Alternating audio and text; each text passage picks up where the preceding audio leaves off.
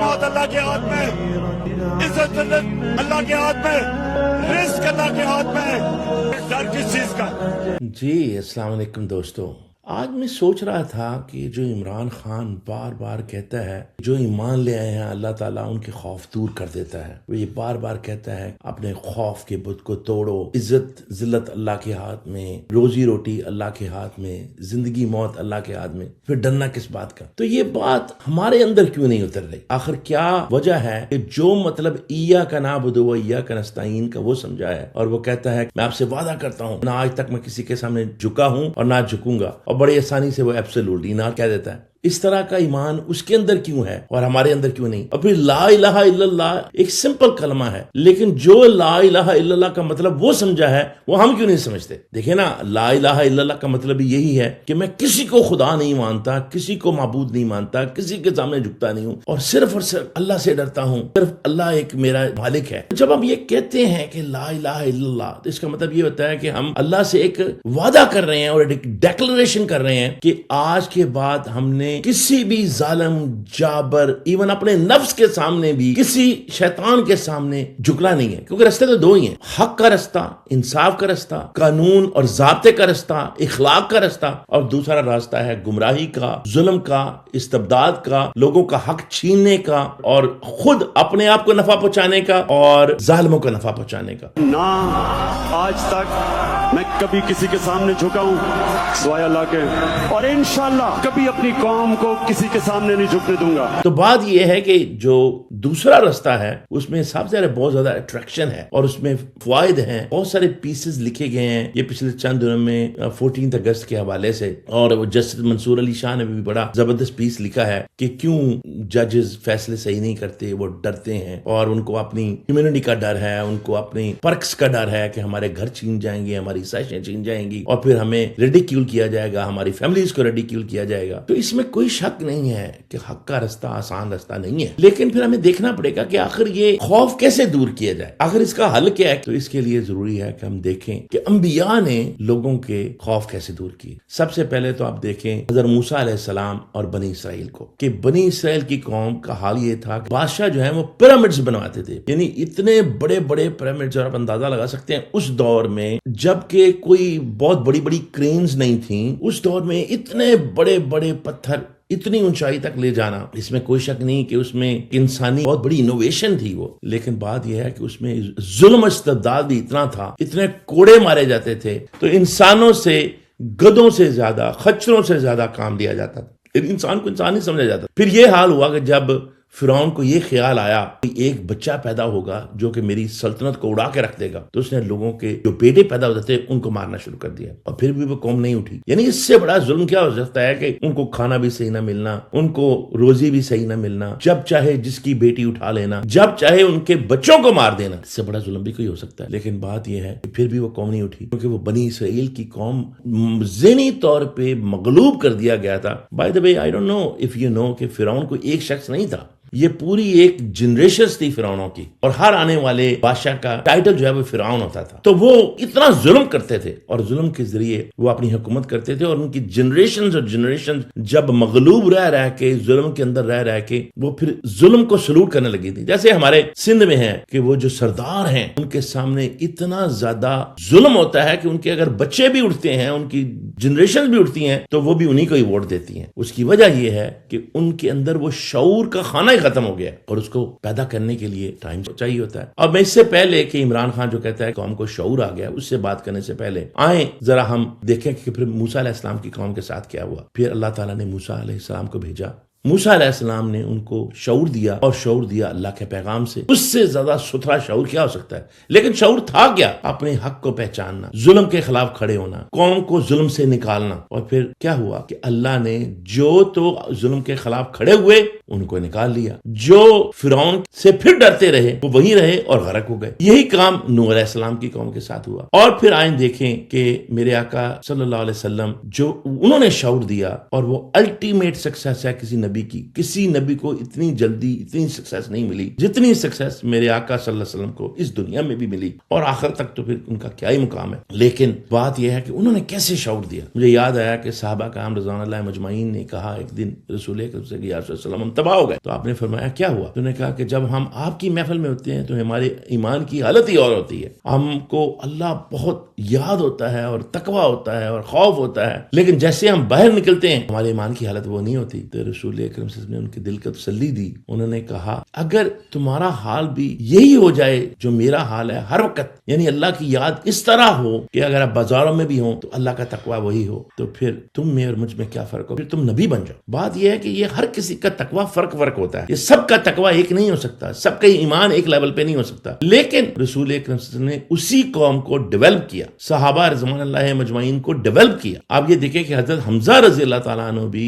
جنگ بدر کے بعد اور جنگ احد سے پہلے کعبہ خانے میں ایک دن گئے، اور اس میں وہاں جو بھی نغمہ و سرور کی محفل ہو رہی تھی، اور وہ ناچنے والی نے اس طرح کے گانے گائے کہ ان کو ایجیٹیٹ کیا، اور انہوں نے باہر جا کے جو حضرت علی رضی اللہ عنہ کی اونٹنیاں تھیں ان کو نقصان پہنچایا۔ میں یہ بتا رہا ہوں کہ یہ دیکھیں یہ بھی ایک وقت گزرا، اور پھر غزوہ احد ہوا تو وہ شہیدوں کے سردار وہاں بنے۔ یہ تھا ایمان میں فرق، اور یہ ہے دنیا میں یہ چیزیں ہوتی ہیں۔ اب یہ نہیں کہہ سکتے اپنے آپ کو اتنی ملامت کریں، اب ہم تو بالکل بنی اسرائیل کی قوم بن چکے ہیں، تو ٹھیک ہونے کا فائدہ نہیں ہے۔ یہ سوچ جو ہے نا، دو طرح کی سوچ ہے، اس میں خوف بھی ہے، اس میں نا امیدی بھی ہے، اور پھر اس میں جو ہے وہ تھوڑی سیلفشنس بھی ہے، یعنی خود غرضی بھی ہے۔ تین وجہ ہیں، یعنی ایک تو یہ ہے کہ آپ نے خوف کیا، آپ کے دل میں ابھی بھی خوف پھنسا ہوا ہے ظالم کا، اور دوسری بات یہ ہے کہ آپ میں نا امیدی ہے جو کہ کفر ہے۔ اللہ فرماتا ہے لا تقنطوا من رحمت اللہ، میری رحمت سے کبھی بھی نا امید مت ہو۔ نا امیدی کفر ہے، اور پھر یہ ہے کہ خوف بھی ایک کفر ہے، انکار ہے، کیونکہ اللہ کہتا ہے کہ لا تہنوا ولا تحزنوا وانتم الاعلون ان کنتم مؤمنین، یعنی غم نہیں کرو، فکر نہیں کرو، تم ہی کامیاب ہوگے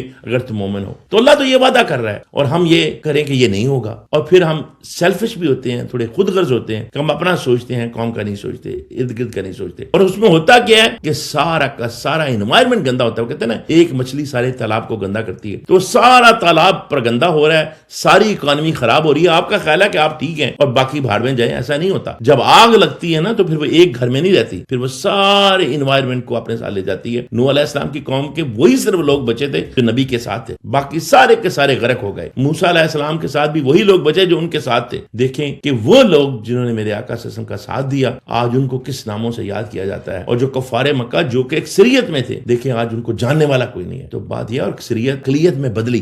جو نبی صلی اللہ علیہ وسلم وہ دنیا کی تاریخ کے سب سے کامیاب انسان، اور قرآن میں اللہ کہتا ہے کہ ان کی زندگی سے سیکھ۔ جو کہتا ہے عمران خان میری قوم کو شعور آ گیا ہے، میری قوم ایک قوم بن گئی ہے، تو ہم اس شعور کو کیسے عملی جامہ پہنائیں اور اس کو کیسے آگے لے کے چلیں، اور کیا یہ واقعی شعور آیا ہے یا ابھی نہیں آیا، اور یہ خوف کا بت کیوں نہیں ٹوٹتا؟ اس کی وجہ وہی میں نے عرض کی کہ اس میں ٹائم لگتا ہے، اور اس میں دیکھیں رسول اکرم نے کیسے خوف کا بت توڑا۔ آپ نے ان کی ذہنی اخلاقی تربیت کی، اور اس کے ساتھ ساتھ اکانومی بھی ڈیولپ کی۔ آپ کو یاد ہوگا اگر آپ نے تاریخ پڑھی ہے، پہلے جو پوری کی پوری اکانومی تھی وہ مدینہ کے جیوز کے ہاتھ میں تھی، ان کے ہاتھ میں پورا بازار تھا۔ تو پھر آپ صلی اللہ علیہ وسلم نے جو آپ کے اپنے اکنامسٹ تھے، جو صحابہ رضوان اللہ مجمعین بزنس میں ماہر تھے، وہ سب کچھ لٹ پٹ کے مکہ سے آئے تھے، اور وہ بڑے جلیل و قدر صحابی اور بڑے ہی زیادہ اچھے بزنس مین تھے۔ انہوں نے رسول اللہ کو مشورہ دیا جس پہ آپ نے عمل کروایا اور اپنا بازار بنوایا، اکانومی کو ٹرن کیا، اور بہت سارے اس طرح کے اقدام کیے، اور وہاں پہ انصاف کا نظام قائم کیا۔ لوگوں کو انصاف ملتا تھا جب ایک قانون ہو، ایک انصاف ہو، ایک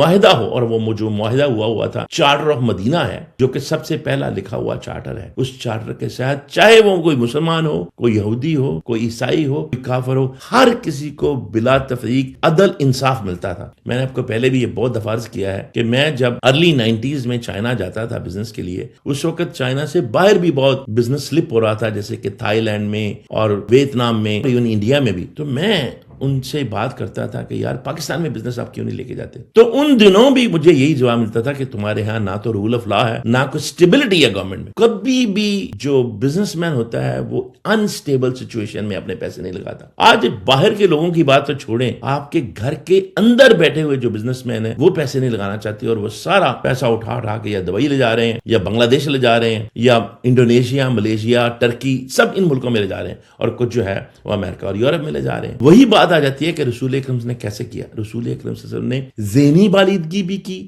اخلاقی بالیدگی بھی کی، مذہبی بالیدگی بھی کی، اور ساتھ ہی ساتھ اکانومی ڈیولپ کی اور انصاف کا نظام قائم کیا. اور اب ہم ایسے کیسے کریں، کیونکہ ہمارے پاس تو گورنمنٹ نہیں ہے، تو کیسے کریں؟ دو ہی طریقے ہیں. یا تو آپ بالکل یعنی نیل ہو کے، افسردہ ہو کے، نا امید ہو کے، خوف کے بت سے ڈر کے تو گھر بیٹھ جائیں. تو پھر دیکھ لیں اکانومی کا حال کیا تھا اور کیا ہے. ایسے لوگ جو کہ پہلے عمران خان کو باتیں کرتے تھے جب عمران خان گورنمنٹ میں تھا، میں نے ان بزنس مین کو اب روتے دیکھا کہ یار بزنس نہیں ہے، کیونکہ وہ کہتے تھے ہمیں کیا فرق پڑتا ہے. دیکھیں کیا فرق پڑا ہے. یہ عمران خان نے آپ کو کہا تھا کہ میں تو گزارا کر لوں گا، لیکن آپ اس ملک کے رہنے جوگے نہیں رہ جائیں گے.